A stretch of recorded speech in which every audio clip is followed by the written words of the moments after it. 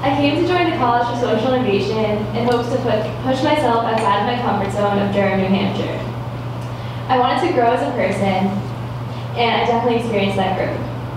I went from taking 2 classes a day to working 9 to 5, taking 2 demanding courses, all on top of moving to Boston to live with 3 random girls to take a course where I would know no one.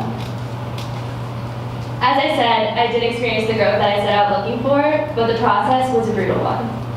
Having a small community that picked me up every time I was down and supported me gave me strength to push through even my hardest days. This isn't ode to the strangers who changed me for the better in the 3 short months that I've known them. So, on the first week of orientation, we were prompted to find wellness buddies and set our own personal wellness goals. My wellness goal was not to isolate myself after a long, hard day, which I tend to do sometimes. And my wellness buddy was Amy. She took her job very seriously, and every day after work, she would come home and scream, "Catie, come socialize." So I had no other choice but to come and join our nightly couch talks. The thing about our couch talks was, I always went to bed feeling loved and supported and would laugh about whatever had been upsetting me that day, and it didn't really seem that bad. I want to thank Amy for holding me accountable. My friend Amber would often come over for these nightly couch talks where we would talk about the good, bad, and the ugly of each of our days.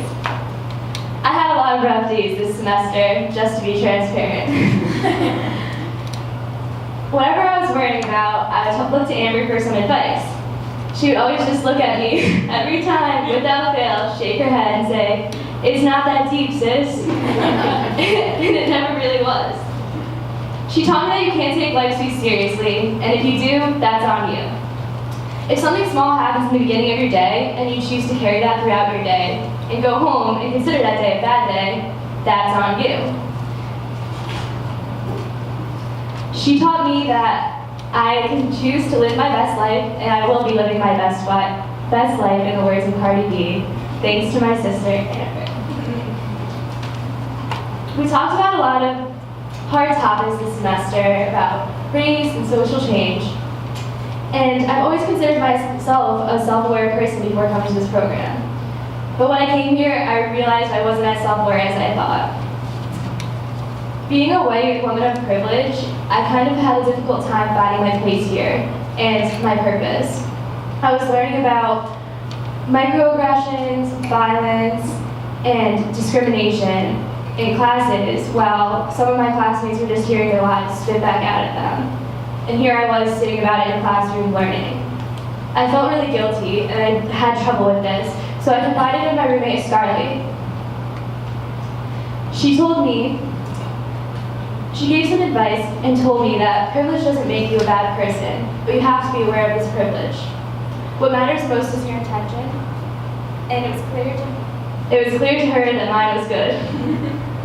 I want to thank you, Scarlett, for reminding me the goodness within myself when I started to forget.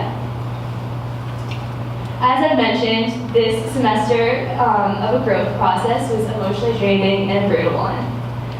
This process was made a little bit easier for me when I met my friend Julia.